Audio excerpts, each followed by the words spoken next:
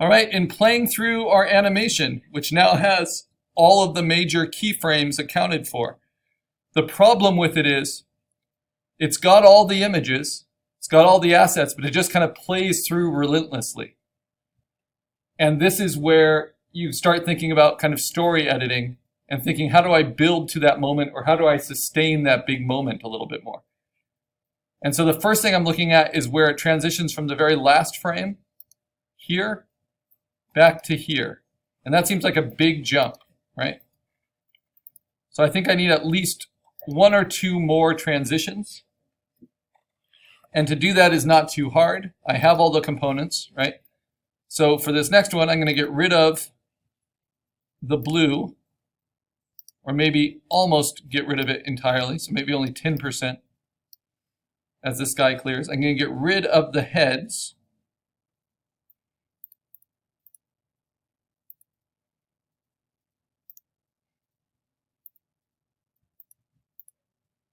Right? Then I'm going to really dial this back. And I'm trying to get it to match. So that's a pretty big change there. But I need to actually start moving these things again and zooming out again.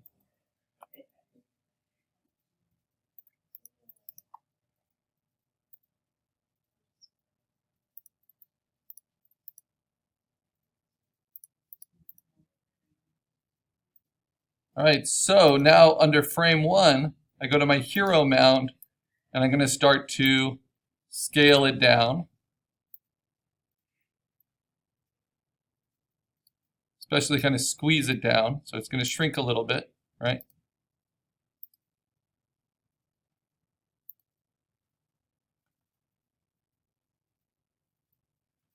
And I can start to move these other guys a little bit. But really, I think all I want to do is take all of this and start zooming back out a little bit.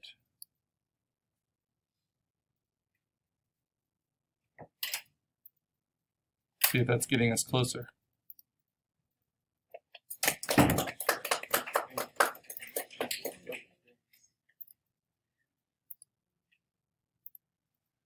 All right, so I think that's a good step.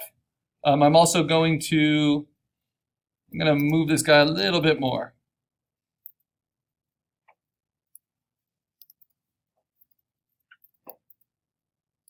Not that one, this one. And then I might, with the camera move, I don't think I need to move the others very much. So from there, let's move the sky. Keep it going. Maybe make it a little bit stronger.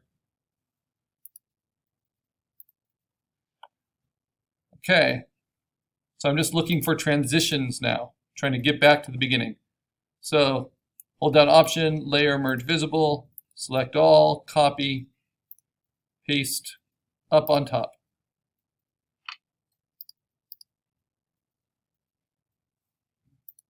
Go back to this, deselect, delete, get rid of the blue entirely.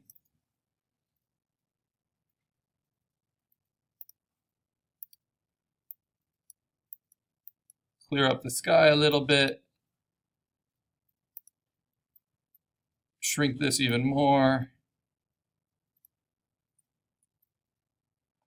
And take all of this down.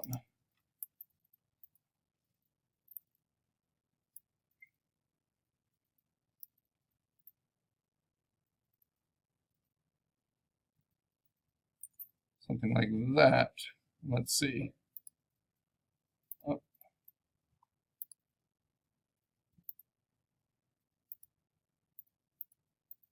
Almost good, except a little white there. I need to take care of that. There we go. All right. So that's pretty good. I think that will get us there. In fact, I think we can actually keep a little bit of the blue still. All right, so Combine it, option, layer, merge visible. Now we've got all the panels we need, and then we'll be able to just animate on the timeline. So here's the problem. I didn't erase all my timeline frames before I started adding these new layers. So look what the timeline is now. It's just all those new layers. And that's because I programmed all 3 of those layers into each timeline. So I'd have to go to each one and then turn these 3 off. So instead of doing all that, I'm just going to select them all. So I now have 28 frames, drag them to the trash, re-output them, make frames from layers. Get rid of that first one, reset the timing to 0.3 seconds, and play it through forever. So the head comes out. Flowers grow. Lightning hits.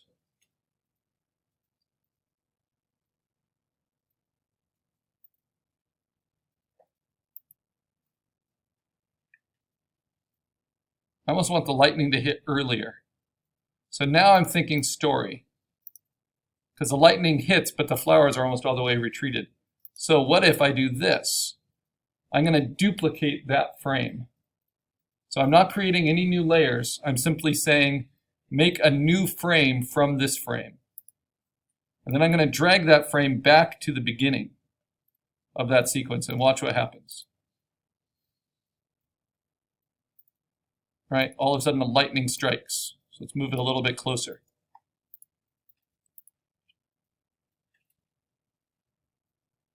That was a little too fast.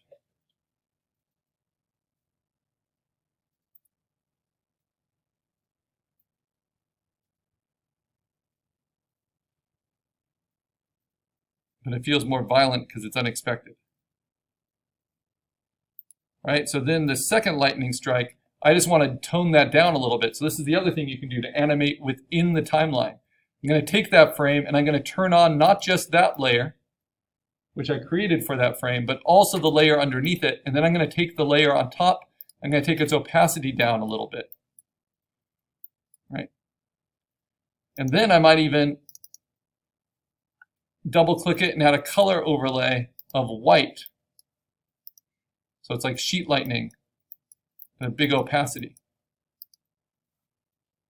So these now look very different.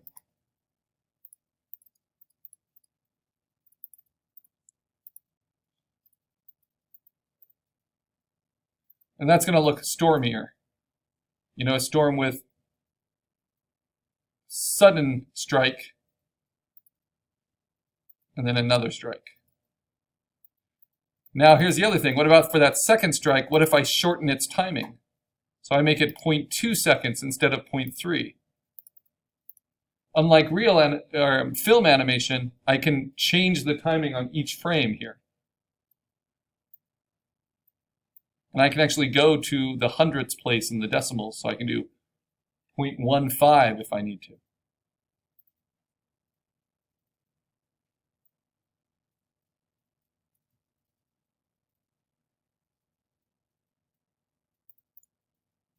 All right. That actually all works pretty well, and the set to reset's working pretty well. Even though the camera moves a little extreme. Now what I don't love is the introduction. This part. I had to make a lot of different changes just to make these guys move, right? But it only lasts about 9 frames, 8 frames to get from here to here. So if I want to extend that, this is what I can do. Before the head comes out like that, I can take these first 4 frames, I can hold down Shift, select all of them, and then repeat them. So I can copy those frames under the timeline options. And then go back to those timeline options, and I can say paste frames. And I can say paste them after the selection. So it will basically play them through twice. Right. Now that works, except it's a little weird. Because it goes this, this, this, then that. So let's get rid of this frame where the head starts to pop out. So it goes this, this, this, this, this, this. But what if I actually reverse these 3? So you can also take those things I pasted and reverse them. Change their order. So then it will go, they'll breathe up, and then they'll breathe down. So now I have 1, 2, 3, they go up. 1, 2, 3, they go down. And because this is the same panel right next to it, that's like double time, right? So I don't even need that. I can reduce one of those and just make that twice as long. Or maybe just slightly longer, like 0.5 instead of 0.6. Then I can take all of those panels. This is all animating within the timeline. And they're the first 5 panels now. Select all of those and copy them. And then paste them after the selection. Right? And then let's see how that looks.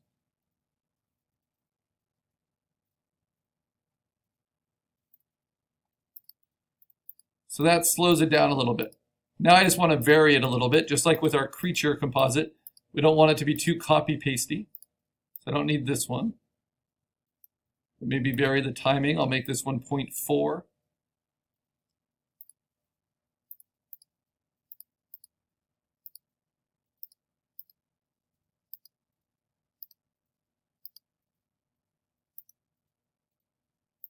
And I think I want to add this one again, so I can duplicate it and move it onto the other side of that.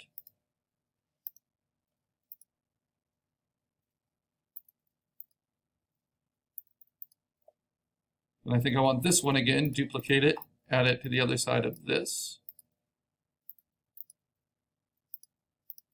And then we have the head pop out. I'm going to slow down the head popping out part. So that ends about there. So I'm going to slow that down from 15 to 12. I'm going to make those each 0.4 seconds. This is fine-tuning the timing. Let's see how the introduction works. All right, I don't like that it goes all the way to the top this last time. So I'm going to get rid of this one. All right. See how that looks.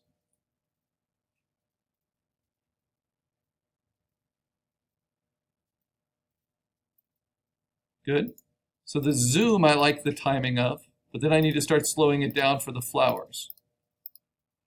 So starting here, I want to really slow it down for the flowers. I'm going to make these each 0.5. Let's see if that helps us kind of settle into that camera move.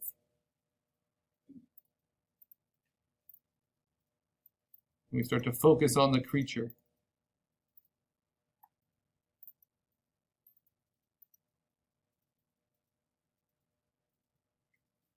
Okay, that's working. I want a little bit longer with all the flowers, so I'm going to go back to here, and here, and here, and here, and here.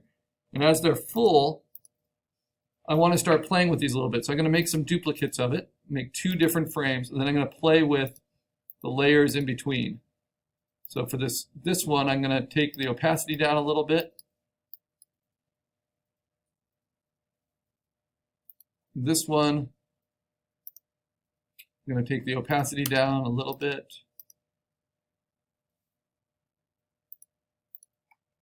And then we're going to intersperse them. So it's like something special is happening.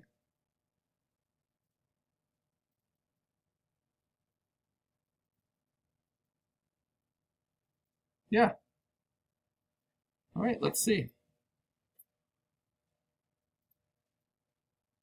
So I basically did what are called in-betweens there. I created a few frames that were a little different. And if I'm smart about it, I can animate on the timeline. Let's see if I can do it well. So I'm going to go to that one of these frames where I did an in-between and I let the opacity change between 2 frames. And I'm going to go back to my assets. The only problem is it makes the head look really kind of blurry, which isn't terrible. I'm going to go back to my assets and I'm going to grab a head. Just the head asset. So let's see what's a good one. Yeah, why not? Why not this one? I'm going to select it all, copy it, and I'm going to paste it on top of that layer. Now that's going to add that head